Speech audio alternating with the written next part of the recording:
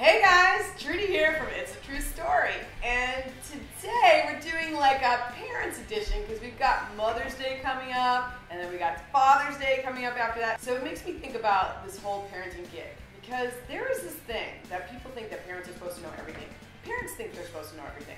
And I don't know if you guys have seen the show 13 Reasons Why, but I just binged that hardcore, and it's very thought-provoking. And I'm not talking about that heavy-duty subject matter, which, if you have not seen it, it's about a girl who kills herself, and she leaves cassette tapes, talking about the people that were involved and maybe caused her to do the things that she did. No more spoilers. If you haven't seen it, I think it's well worth watching. What was striking to me was that there were so many parents that had literally no idea what their kids were up to. And their kids were in trouble and having problems, and bad things were happening. And so anyways, that got me thinking that there are actually 13 reasons why parents don't know everything.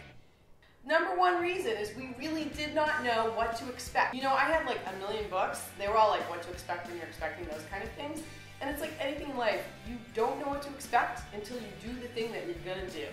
And in this case, it's having human beings, giving birth to human beings, and then you get in it, and then you have to learn on the job. Because number two reason why parents don't know everything is because there's no manual. There's a million books, but nothing will tell you about how to do it your way with your kid and your family. Number three, we all make mistakes.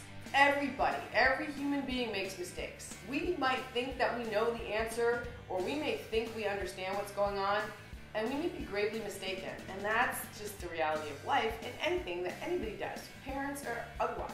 Number four, we're distracted. I get so much crap from my family because of this, and I know you're on that all the time.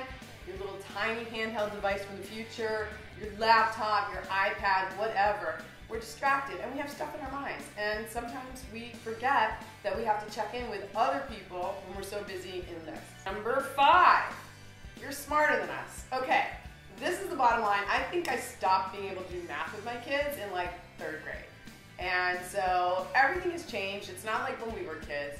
So how can we know everything when literally we don't know what you're talking about? And a lot of times, academically speaking, I must admit, that is how I feel. Number six, we're stuck in our own childhoods. You know, there is actual scientific evidence that your brain does all of its big growing when you're in your teen years. So that's why the music of your generation is what's going to resonate with you in the future. And that's why I'll always think about Morrissey when I'm sad and upset. And I'll always be super stoked to hear The Clash. We can't always relate because we've been there, done that in our own time, but it's not your time. Number seven, nobody's perfect. I think there's this idea that like if you know everything, then you're going to do everything perfectly. And that's not true at all. Number eight, you're not us. And this is actually a mistake parents and kids make. We think that we're you, like we get some kind of do-over in life. No do-overs, and you're a different person. And your reality and our reality are different. Number nine, this one's very subversive. We actually should not know everything. You should have a private life, and that's really important. And in this age of social media, it's really hard to do. I mean, literally. Tiny handheld device from the future, we track you. Like, we know where you're going. Maybe we should, maybe we shouldn't. We should definitely be aware, but we shouldn't know every single little thing. Number 10, we've never done this before. This goes back to the very beginning when I was saying there's no manual. Like, every day is a brand new day and a new challenge, and we don't know everything. We can't predict the future. We can only hang out in the present moment and go from what we know from right here, right now. Number 11, we're scared. Yeah, that's right.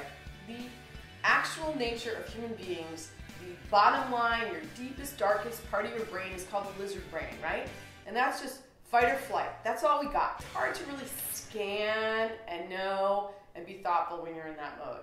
And most people operate from a place of fight or flight. Number 12, we're all human.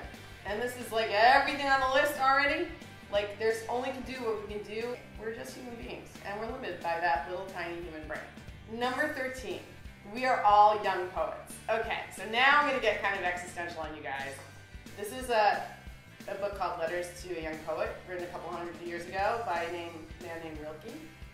And this is something that I think that parents need to remember and kids need to remember, is that we actually don't have all the answers. So this is a quote that I really like, and it goes like this. It says, "Be patient towards all that is unresolved in your heart, and try to love the questions themselves, like locked rooms and like books that are not now written in a very foreign tongue. Do not seek the answers which cannot be given you, because you would not be able to live them. And the point is to live everything. Live the questions now. Perhaps you will then gradually, without noticing it, live along some distant day into the answer."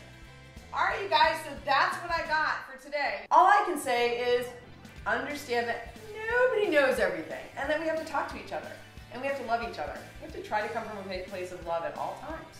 And I would do that for you, so you don't have to, but it's what we all have to do. That's what I got for you today. I hope you like it. So if you do, hit that like button, subscribe. We're here every first and third Thursday of the month.